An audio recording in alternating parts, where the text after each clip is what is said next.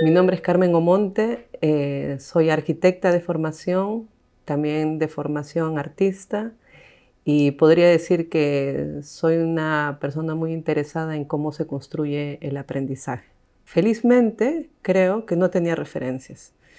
No tenía una expectativa concreta de lo que era la arquitectura. En mi familia nadie había sido arquitecto o ingeniero, ni artista.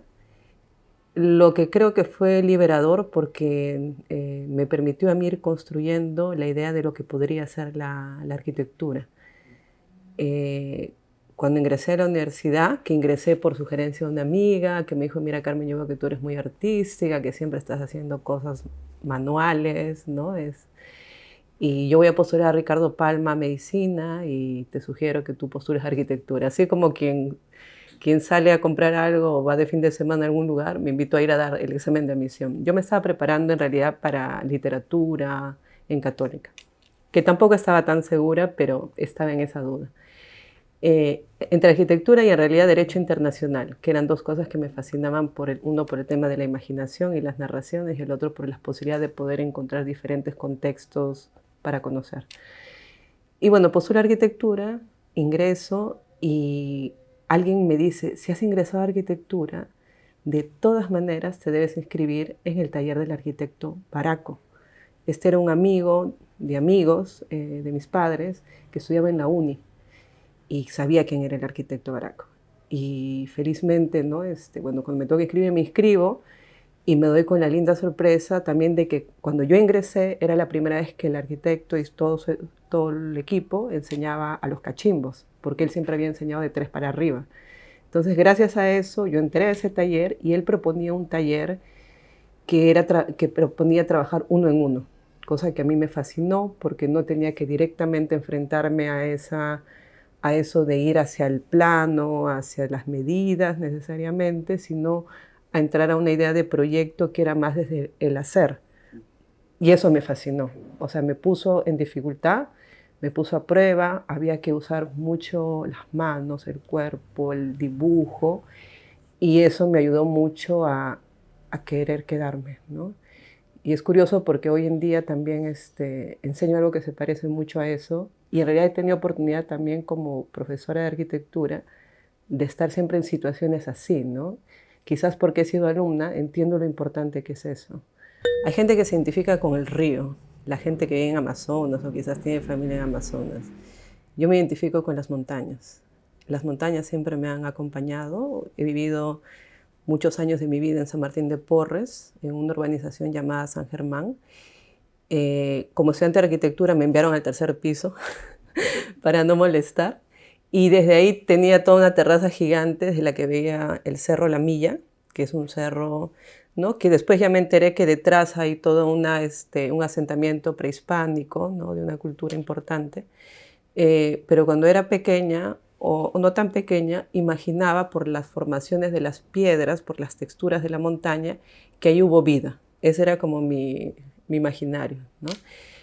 Esa montaña fue clave también porque mi escuela primaria estaba pegada a esa. Eran tiempos difíciles donde también las montañas servían para, ¿no? Cuando era el conflicto armado interno, para que los terroristas también, en mi caso, en donde yo vivía, y como era una escuela para hijos de policías, era una escuela amenazada muchas veces, entonces detrás de las montañas también aparecían problemas, ¿no? Entonces las montañas, para bien o para mal, en esa infancia aparecieron mucho, incluso tengo algunos trabajos de arte relacionados con esta idea de la montaña. Y luego pues las montañas aparecen de una manera también más generosa cuando hago viajes con mi madre a Huánuco, toda mi familia es huanuqueña, y es hermoso ver cómo el paisaje va cambiando cuando vas en bus, ¿no? Y pasas desde Lima, San Mateo, Ticlio, empiezas a entrar a la ceja de selva y finalmente llegas a Huánuco, ¿no? Entonces, las montañas siempre han sido también mensajeras de que estoy en la tierra de mi familia, ¿no? Y sí, creo que si me diría Carmen, ¿qué es? Yo diría, también soy montaña. Creo que en la época que yo estudié, por ejemplo, en Frankfurt, en Alemania, hice una maestría muy interesante en la Städte de Frankfurt, que es una escuela de arte radical, fascinante. Eh, Me faltaba la montaña, Pero habían otras cosas que también hablaban mucho de la geografía. Por ejemplo, descubrí la lluvia, que en Lima pues es bien difícil, ¿no?, de encontrar. O cómo la gente, los alemanes celebran el río, ¿no?, como, y lo cuidan, ¿no?, o en verano lo miran como si fuese casi el mar. Entonces, y también aprendí mucho sobre las estaciones, porque claramente ves, ¿no?, los cambios en los árboles, cosa que acá en Lima no es tan visible en ese sentido, ¿no? Pero sí, extrañaba eso, la montaña quizás, pero aprendí en cambio otras cosas, ¿no? Lo mismo en Italia, que después también tuve oportunidad de vivir. Eh, bueno, hay arquitectura, ¿no?, romana relacionada con las colinas, con las montañas, justamente, ¿no?, donde las montañas tienen una identidad bien, bien poderosa. Quizás esos aprendizajes sí fueron bonitos, ¿no? Ver cómo en otras culturas las montañas tienen también un rol, ¿no?, ritual, sociocultural importante, ¿no? Pero son otras montañas, igual estaban ahí, es hermoso ver cómo la gente se relaciona con eso. Sí, claro. Uf, fue un shock para mí entrar a la universidad. Bueno, primero, ¿no? Había entrado a ese taller especial del arquitecto Baraco, el mismo arquitecto Baraco, bueno, ¿no?, me enseñaba, entonces encontrarte con esta figura importante, respetada por todos, ¿no?, con una seguridad extrema en sí mismo, ¿no?, y que un poco te carga también de, oye, ¿no?, como que él es tan seguro, qué importante eso, ¿no? Y me acuerdo que en ese taller también lo acompañaban otro gran profesor para mí, que es Aldo Mantovani. Entonces eran estos hombres, aparte, grandes, altos, ¿no?, y una más chiquita, y muy seguros, ¿no?, con unas personalidades así arrasadoras que tan solo su actitud respecto a las cosas, en este caso la arquitectura, ya te enseñaba mucho, ¿no? Después ya claramente te explicaban sobre las cosas concretas de la arquitectura, pero creo que eso de las actitudes para mí ha sido bien importante, ¿no? Entonces, estaban el arquitecto Baraco, estaba el arquitecto Aldo Mantovani, que ahora también he coincidido en él en otras cosas, que también es genial. Bueno, Paulo Dam también estaba en ese tiempo, también un buen profesor. Entonces, eso fue como una primera entrada que hizo que me diera cuenta de que me gustaría aprender un poco más, ¿no?, de lo que ellos saben. Eso me pareció fascinante. Y después ya en la universidad más adelante, otro gran profesor que tuve y que felizmente también ahora es mi amigo, es el arquitecto Miguel Guzmán. Es un profesor que tuve cuando decidí moverme del taller de Baraco. Me parece que era el nivel 5 en el que me moví. Y este profesor, que es parte del taller de lo que fue el arquitecto Abel Hurtado, donde estaban los arquitectos Alfio, ¿no?, Pinasco, Ricardo Flores, todos ellos, ¿no?, tenían, esta generosidad y esta fascinación quizás también por las narrativas locales, la arquitectura local, etcétera, que también era una puerta bien interesante. Había hecho Huaca en Baraco, donde analizábamos, ¿no?, complejos de las sociedades del pasado, pero estas eran prácticas diferentes, ¿no? Miguel nos sacaba a los alumnos, a los que queríamos ir con él, a hacer levantamientos fuera de la universidad, o sea, ir a los lugares. Y esto marcó bastante a mí y creo que a varios de mis compañeros, porque te das cuenta que es rico salir de la universidad, ¿no? La universidad es genial, esto de hacer con las manos, de hecho, no tiene precio, pero salir de la universidad y ver y conectarte con historias ¿no?, de las sociedades del pasado, de tu pasado, pues no tiene precio. Y desde ahí yo me enganché mucho con esas temáticas también, tanto que mi tesis de pregrado tuvo que ver con, ¿no?, arqueoastronomía. Yo imaginé que quería hacer un centro cultural en relación a esa temática, que en realidad todavía es poco difundida, pero súper importante porque toda nuestra arquitectura, ¿no?, de las sociedades del pasado miran hacia los astros. Entonces ahí Miguel fue otro maestro para mí. Y después ya en la maestría, ¿no? Bueno, Johan Betum, que era ¿no?, el coordinador de la maestría, un excelente arquitecto recontradisciplinado, recontra riguroso, que dejó eso mucho en mí. O sea, algo de rigurosidad, no tanto. y Ben Van Berkel, ¿no? Que es el director de UN Studio, ¿no? La oficina que hizo el Mercedes-Benz Museum, ¿no? Con toda esta lógica de la arquitectura digital, paramétrica en esa época, pero también con algunas ideas bien interesantes en cuanto a la materialidad, a la inmanencia, ¿no? De las cosas, etc. En la escuela de arte, pues definitivamente la profesora, ¿no? Con la que yo trabajé en los años de formación, Judith Hoff, que trabajaba mucho con video, con dibujo, con mucho sarcasmo en su arte también. Y figuras como Daniel Birnbaum también, diría no mentor o maestro, pero personajes que para mí fueron como, me estimula su práctica, ¿no?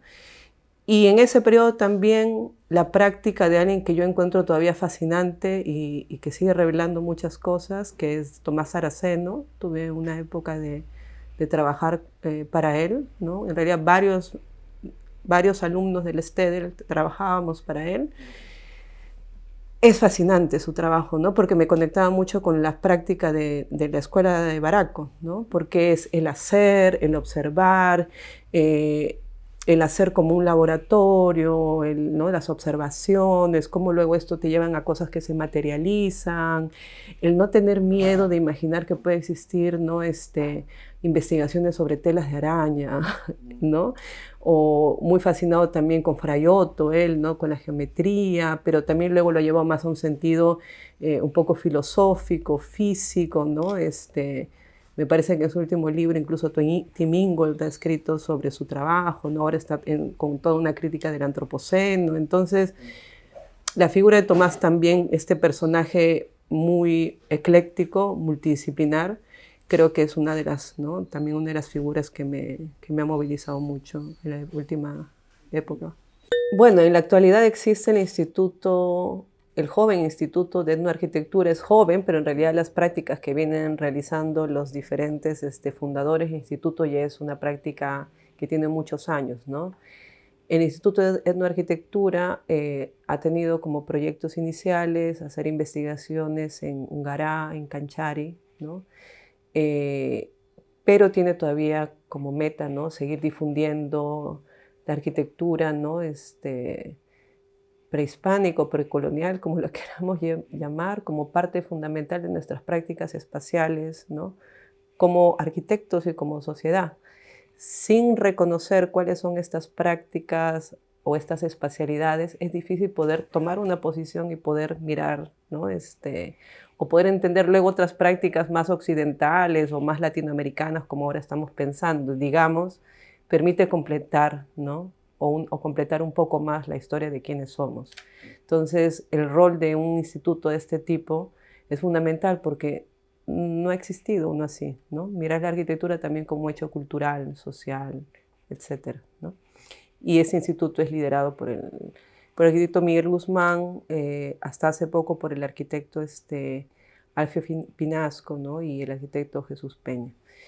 En ese sentido, otro gran maestro fue ha sido el arquitecto Mario Osorio, es un arquitecto de origen arequipeño.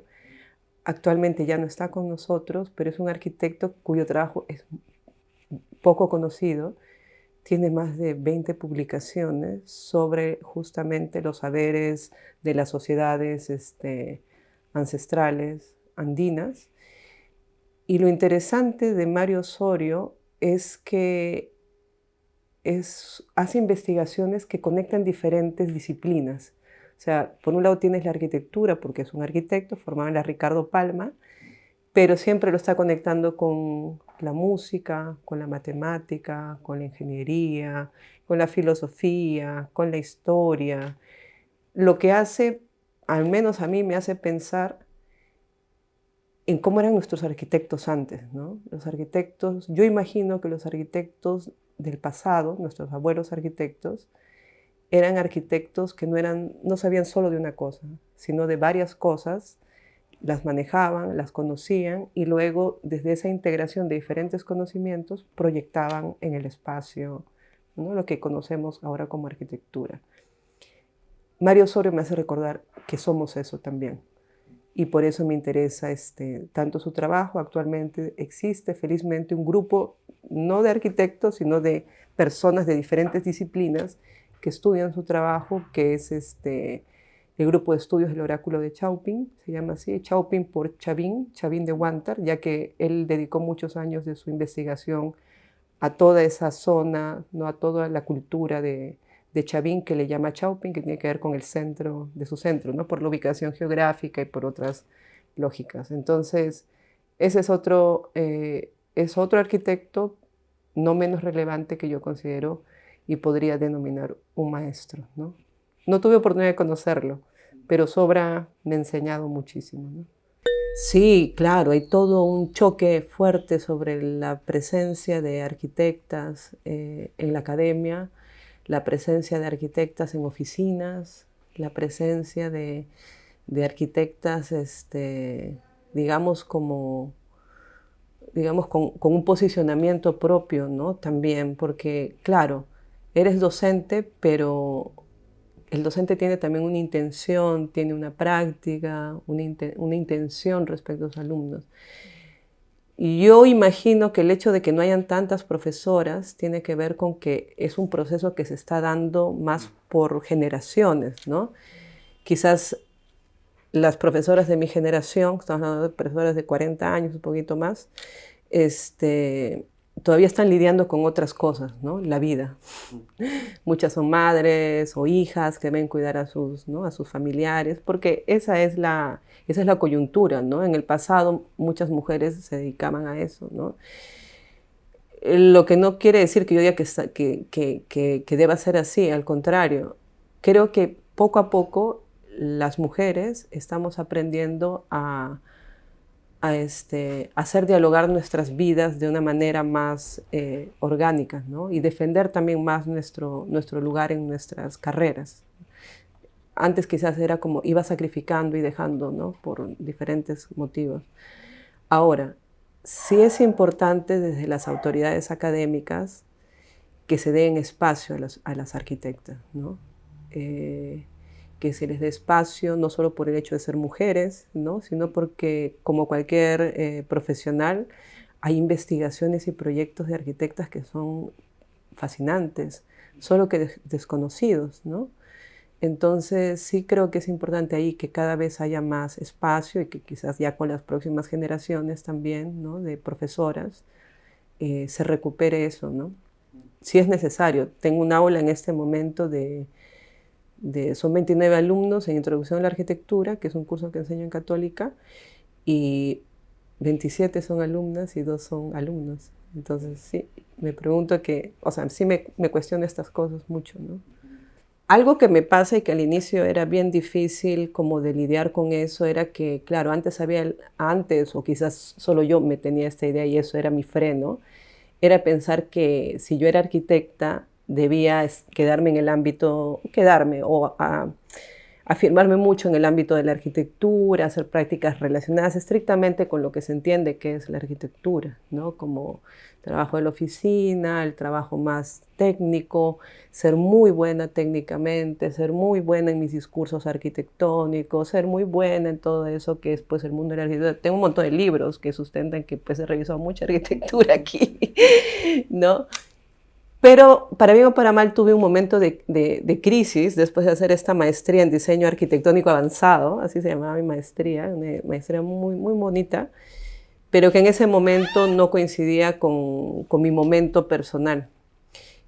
Y tuve un tiempo donde renegué de la arquitectura y donde decía, estoy cansada de esta construcción de lo que una arquitecta debe ser, ¿no? Me vestía de negro mucho así, ¿no? Y hablaba como muy, muy en ese tipo de arquitectura, ¿no? Y ahí es donde comencé a estudiar arte, ¿no? Y estudiando arte yo pensé que iba a hacer más proyectos relacionados a instalaciones, porque te da eso el construir. No pesó tanto eso en ese momento, sino más preguntas relacionadas a cosas que me daban vueltas desde pequeña probablemente, que era el cómo aprendemos, el tipo de educación que yo recibí fue el adecuado, la forma como yo construyo mi conocimiento, que no solamente tiene que ver con matemática, literatura, sino sobre la vida, las temáticas, sobre qué es país, territorio, qué es diversidad, etcétera, es la forma como debería saberlo yo, cuánto sé de lo que yo... O sea, entré en un momento bien así como especulativo y el arte me ayudó muchísimo.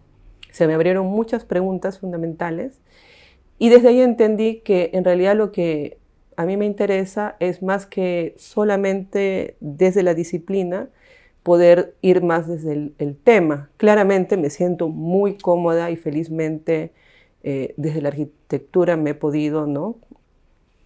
Ha podido ser mi observatorio de muchas cosas, pero ahí entró el arte, me interesan mucho los temas relacionados también a la arqueología, me interesa mucho actualmente, ¿no? Como te mencionaba, estudio una maestría en antropología, que para mí es fundamental porque me permite complementar, ¿no? Entonces, lo que sí siempre, lo que está dando vueltas es esto de cómo se construye el aprendizaje, que no es igual que educación. Educación es un reflejo de cómo queremos luego sistematizar ciertos conocimientos.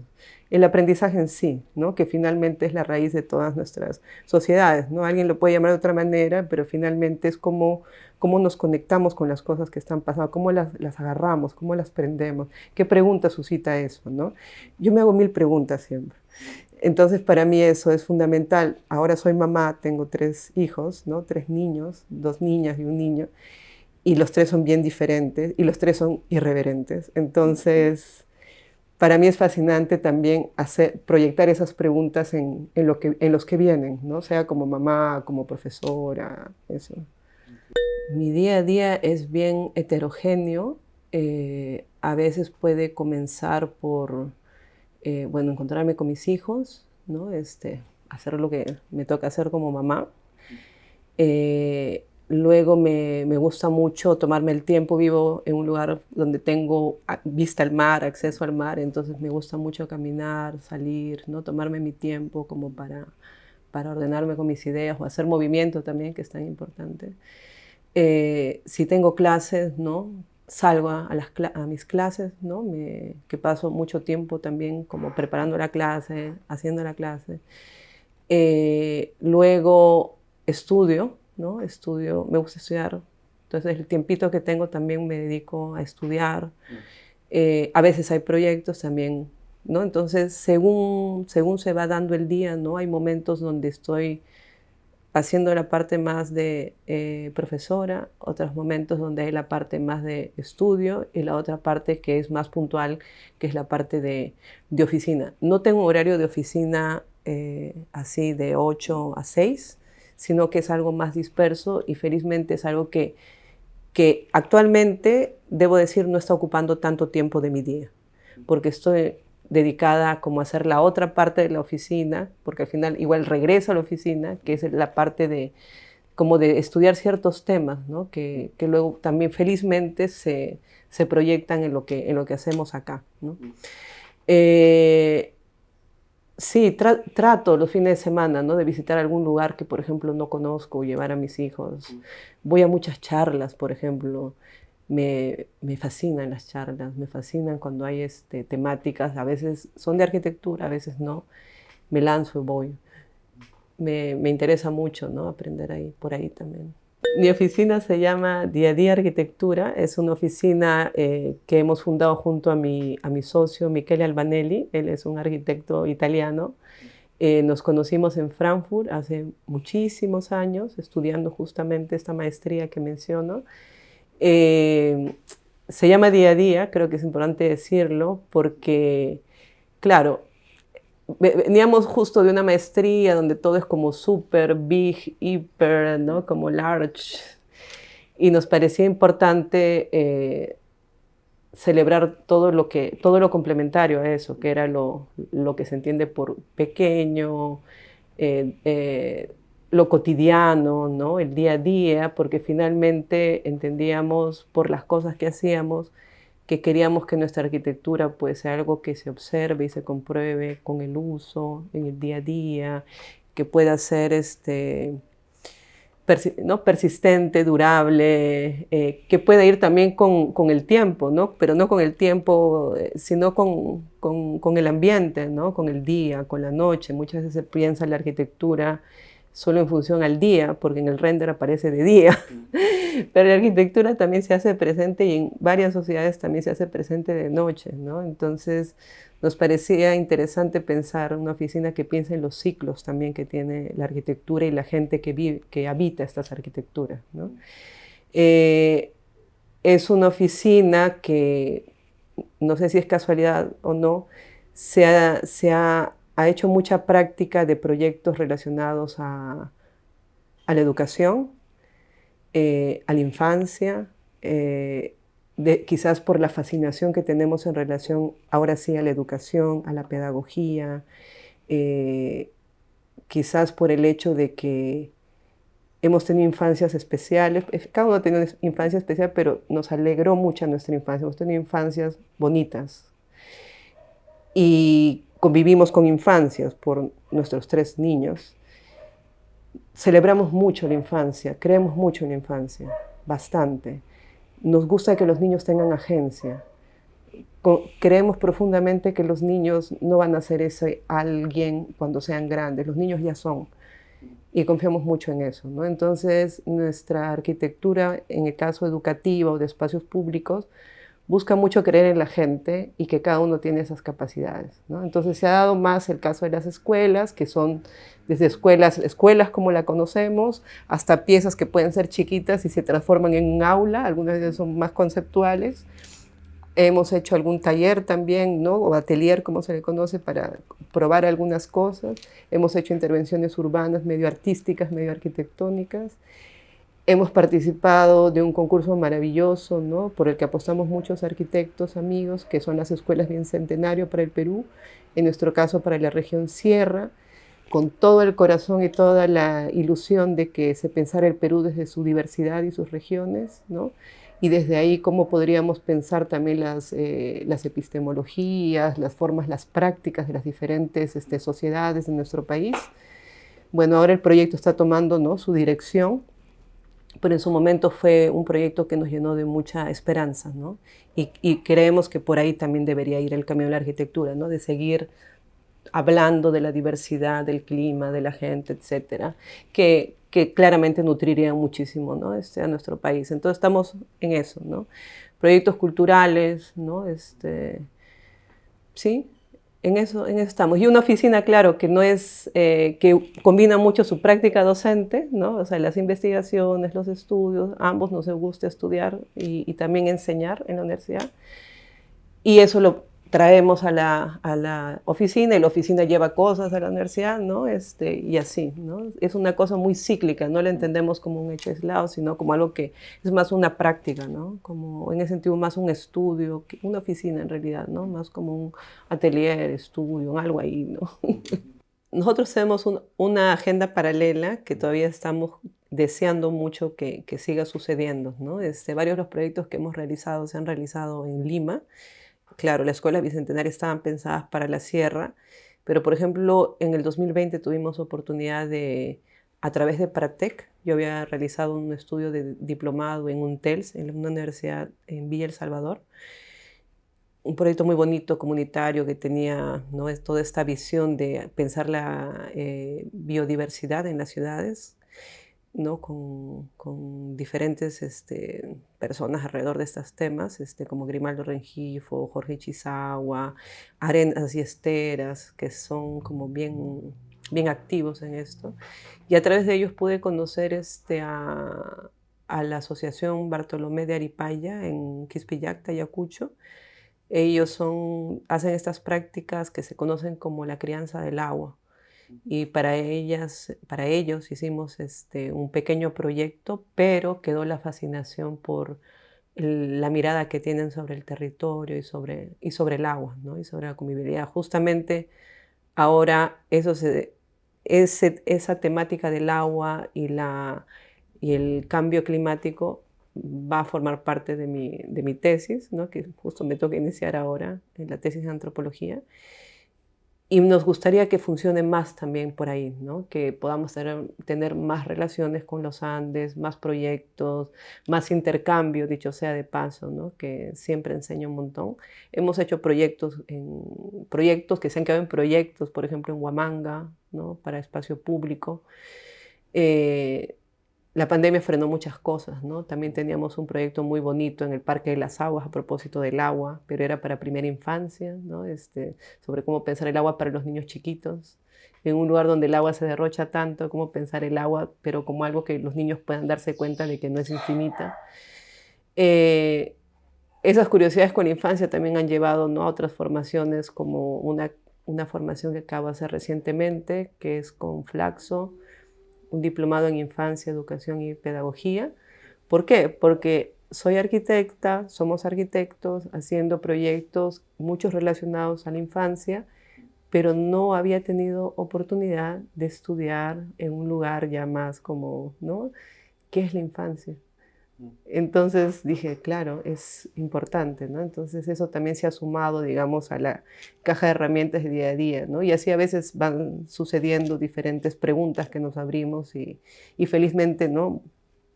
Sin miedo nos lanzamos y decimos, bueno, toca hacer, ¿no? Una investigación que puede ser ir con las personas o a veces son cursos, ¿no? Actualmente enseño en dos instituciones. Una institución es la Universidad de Lima. Ahí llevo enseñando ya 10 años, ¿no? Desde que regresé de Alemania.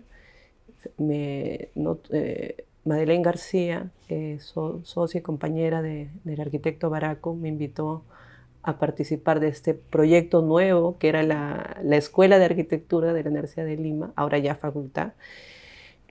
Ahí entré a básico, fue una etapa muy bonita de aprendizaje, sobre todo había unos ejercicios que a los alumnos no les gustaban mucho, a mí sí, que era el hecho de trabajar con la arcilla, ¿no? Como que la arcilla, porque veníamos de esta Bienal de Venecia, donde hicieron las huaquetas, y había salido esta publicación tan bonita, que creo que Paulo participó de esta, que era sobre cómo imaginar el mundo, creo que se llama, ¿no? Como las maquetas que se proyectaban en las sociedades, ¿no? Del pasado peruanas.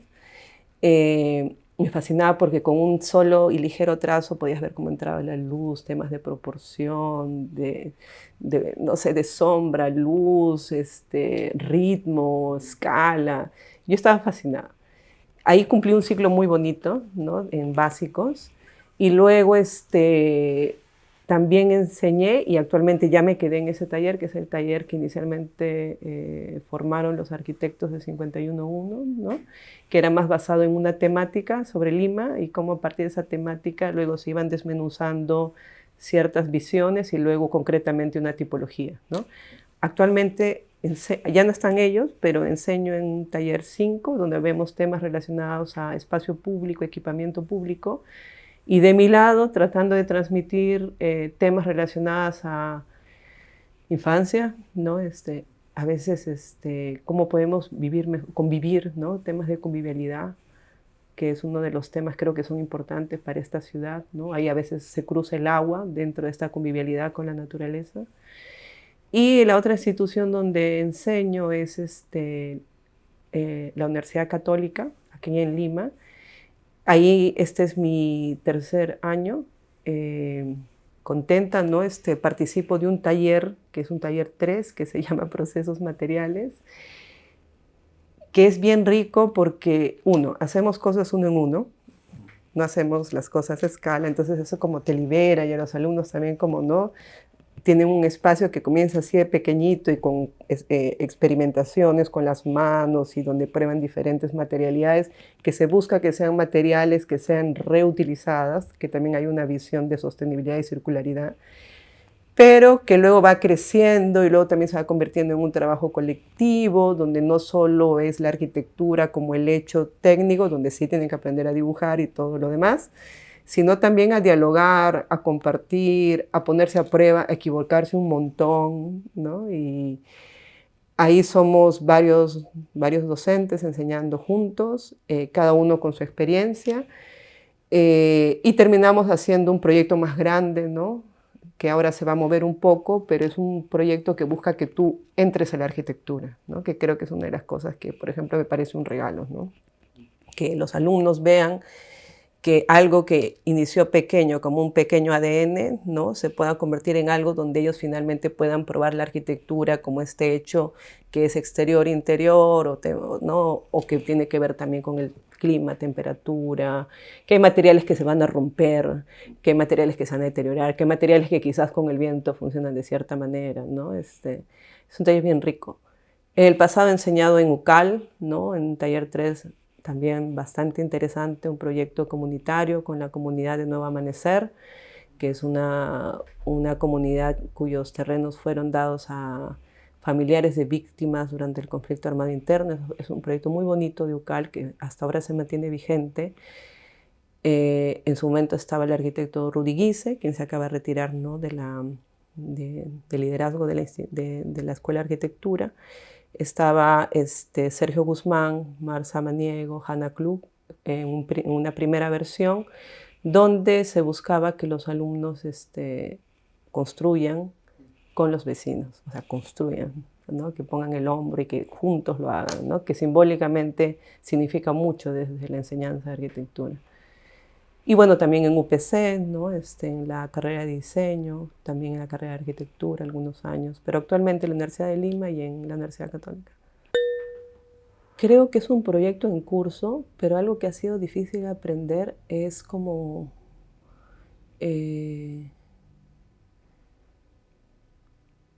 cómo abrazar la diversidad, ¿no? La diversidad que vive en mí. O sea, desde imaginarme como arquitecta peruana y entender que el país es un país diverso, eso, ¿no? Como esa convivencia entre diferentes identidades que puede ser desde algo tan territorial como soy peruana, pero también en una escala más cómo puedo ser yo como arquitecta peruana, ¿no? Quizás por eso me fascina el clima, ¿no? Porque el clima es muy evidente. Tú hablas de clima y sabes que el Perú no tiene solo uno, sino tiene muchos. En cambio, si hablas de gente y dices hay mucha gente diferente, todavía a la gente le cuesta entender eso, porque es una sociedad que todavía está, ¿no? Afirmándose o haciendo todavía paz con muchos de esos temas, ¿no? Creo que eso ha sido algo difícil para mí misma, ¿no? Afirmarme como hija de andinos, de huanuqueños, ¿no? Es un proceso de cada uno, ¿no? Que a veces puede ser difícil. ¿Y cuál fue la otra pregunta? Hacia adelante. Hacia adelante. Claro, ¿cómo podemos seguir haciendo circular estas ideas de la diversidad en nuestro país? Entre todos, ¿no? Sea en espacios educativos, culturales, en nuestras prácticas como arquitectos, como profesores que somos, para la infancia, para la tercera edad, para todos, ¿no?